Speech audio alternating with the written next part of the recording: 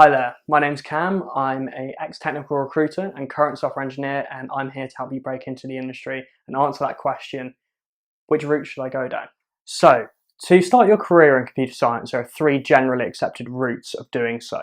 You can study for a computer science degree, which might seem like the most obvious thing to do. You can attend a software engineering bootcamp, usually focused on web development. Or thirdly, you could actually teach yourself entirely. It's all available for you on the internet. Now, it's a pretty daunting decision, and as someone who's got kind of experience in all three, I'm here to help you make that decision. So, to give you a bit of background on myself, I'm an ex-technical recruiter who later started a career in software engineering via a bootcamp, but I also taught myself initially. The bootcamp was a React specialist one, so I learned all about that JavaScript library and just understood it very deeply, which was very helpful for me to get that first job. So I'm going to try and give you that decision, going to try and help you with this decision without any kind of bias. I do have significant knowledge of computer science degrees because when I was in university, I lived with guys who were doing computer science degrees and I played on their football team. So when you're with someone 24/7, you get a good idea of what the experience is like and whether it's worth it. So here we go. So the first option is actually studying for a computer science degree, generally a bachelor's. So rightly or wrongly, this is generally seen as the best option by recruiters. So it's what they're going to be scanning for. It's almost a golden ticket for them. It's really seen as ideal. A lot of the time that's not actually necessarily come from recruiters, it's the hiring manager who's putting that through. It's also as well, rightly or wrongly again, going to be seen by probably your friends and family as the default option, but it shouldn't be about what they think, but sometimes it makes your life a bit easier. So to give you an idea of the pros and cons of this, so you're really looking at, you're going to be very immersed in it for 3 to 4 years, depending on the country. So you're going to get a really deep understanding, nothing's going to be rushed, you're going to understand all the fundamentals, you're going to be studying data structures and algorithms, and it's going to make everything make more sense and click. Everything should be easier to learn from this point on. That's great. You also as well are going to be able to network with lots of people. There could be hundreds of people in your year group at university who are studying computer science as well. So with those networking opportunities, you can meet potential co-founders, get referred into companies down the line. So it is a very powerful tool. This industry is very much about who you know as well. Unfortunately, it's still that way, which is unfair, but at the moment, that's how it is. So those are some pros. You can also as well, obviously, get a lot of internship opportunities and that sort of thing. So that's all well and good. However, there are some drawbacks as well. Something to consider as the flip side of having 3 to 4 years studying for your computer science degree is both the time and economic loss that you're going to take from spending that time involved in the subject. So you're looking at 3 to 4 years of your life gone. So that is a decision to be made, particularly if you're already a little bit into your career. Are you going to really spend 3 or 4 years studying? That's a questionable decision. Also as well, the cost, not just of the fees, which can be a lot of money depending on the country you're in. Here in the UK, it's about £27,000 depending on your university. I've heard it can be more in the US. It's less in continental Europe. Additionally as well, you have to consider the salary that you've effectively sacrificed by not going into work during that time. So you know that could be quite a lot of money, particularly if you were in a relatively high earning career before.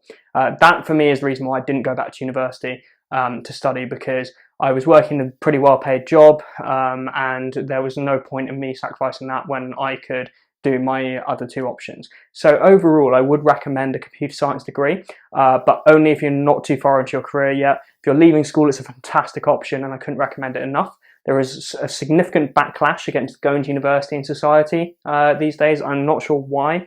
It seems like the cool thing to do is to drop out or not go at all. I don't agree. I think there's a lot of there's a lot of experiences to be had at university and a lot of intangibles. Don't go anywhere excessively expensive unless it's really worth it, or if you get a scholarship, obviously. But it is definitely a really good option still in 2020. Option 2 is the option that I partially took. Now that's studying for a bootcamp certification. So this is obviously less traditional than a full-on computer science degree. So this is typically where you'll go and study somewhere for up to 6 months, usually more like 3, that's what I did. And you will focus generally on web development and the fundamentals of that basically what they aim to do, or at least what they should aim to do, is teach you the most relevant skills for the job market immediately to help you land a job. So that is the number one objective. It's not really about underlying computer science fundamentals, it's just about learning. So this is going to be quite intensive, but it's not going to be that long. What I would say is that you should study beforehand and make sure that you at least have a basic understanding so you don't get left behind, because other people will do that. So the pros of this, obviously it's very quick. The economic loss in terms of salary, it's going to be very low. I spent 3 months out of work, which is, slightly annoying, but much better than me taking 3 years out. So that is a major advantage. The cost is invariably cheap in university. I'd really hope it would be cheaper in university, particularly if you're smart about it. So there's a few methods. I went to a specialist one that didn't teach you everything, all the fundamentals, so it was a bit cheaper. Other things you can do, I live in London and it is very expensive to go to a boot camp here. So one thing you could do is go to a cheaper city. Like, for example, a lot of people I know who decided to change careers flew out to Barcelona, which is cheaper than here in London. The weather's much nicer as well.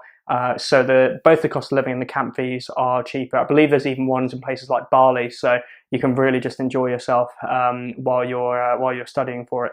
So the drawbacks of this, though, there are quite a few. The market is becoming very, very saturated for bootcamp graduates. It's becoming seen as a very popular option because it is a good option. However, your CV is going to be looking very, very similar, or your resume is going to be looking very, very similar to all other bootcamp grads unless you make it different. So you're going to have to really work to separate yourself from the rest of the pack. So it gets very, very competitive. That is what I would say would be the main drawback, as well as the lack of fundamentals training. So you will be trying to go up against a lot of other people on the same level as you. So you're just going to need to find a way for yourself to stand out. Now, how can you do that? Personal projects, even starting your own business. There are so many ways you could do it. Making sure your personal projects aren't the same ones everyone else does, like a weather forecast checker, or something beyond your personal portfolio. Weather forecast checker is the big one everyone does. Doing something a bit different is a really great way to do it. It can be a dummy one as well. It doesn't even have to be a full-blown web application. Just something a bit different is going to impress a recruiter when they're scanning through some very, very, very similar profiles. You have to see yourself objectively and look at your profile as if you are someone who doesn't know you, no biases, anything like that, and think, why would I pick me if you're a bootcamp grad? So you're going to have to hustle quite hard after you graduate from your bootcamp, but once you get that first job in tech, you're set. Self-teaching is just that. It's literally teaching yourself. There's an absolute plethora of resources out there for you if you want to check. So there's a few different ways you can do this. You can chip away at it an hour a night. That's what I did for almost a year before I decided to specialize in React. And you can use a lot of websites like Free Codecamp, for example. I couldn't recommend it enough.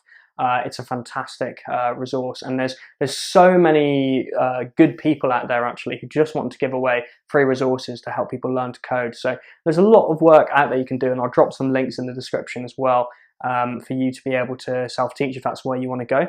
Obviously, the main advantage with this is it's free, but additionally as well, you're going to be setting your own schedule. So if you're a busy parent or you have strange work patterns and work shifts, it's a really good way to go. It's a little bit cheeky as well, but if you work some kind of job where there's not really much going on, you can self-teach on the job. So let's say, for example, you're a night security guard. Like, chances are nothing much is happening. You can study while you're on the job, and so you're essentially getting paid to study. Although if you get fired for doing that, don't blame me. So that's a great option. The major downside of this is that there's nothing kind of secure. There's nothing behind you, not any kind of certification or anything. So your personal portfolio is going to have to be amazing, and it's really hard to break into the market as just a self-taught engineer, especially if you don't know anyone in the industry. If you know someone in the industry, then definitely lean on them as much as you can. Try and get a referral, because recruiters do prioritize people with the referral. So self-teaching is a good option. I would recommend this if your schedule is somewhat erratic. You might or you don't want to quit your job. So it's a good way, if things are tough for you, then it's a good way to be able to better your economic situation whilst also being able to, to be honest, keep a roof over your head, because it's tough, especially in these times. I'm recording this during the coronavirus pandemic, and people are struggling. So it's a great way to do it. If at the moment, like me, you're stuck at home, obviously I'm working my day job, but I'm also doing this. So it's a good thing to do, particularly right now if you've got time. Even the great thing about it as well is, even if you decide not to become a software engineer off the back of self-teaching, you can use those newfound skills in so many ways. So like I said, I'll list some resources in the description, and you can learn from there. So thanks very much for watching. If you want to get in contact with me, ask my advice on anything, I'm always happy to help. Please drop a like and subscribe if you found this useful. I will be back hopefully next week. I'm trying to ramp up my production during this coronavirus pandemic, and see you next time.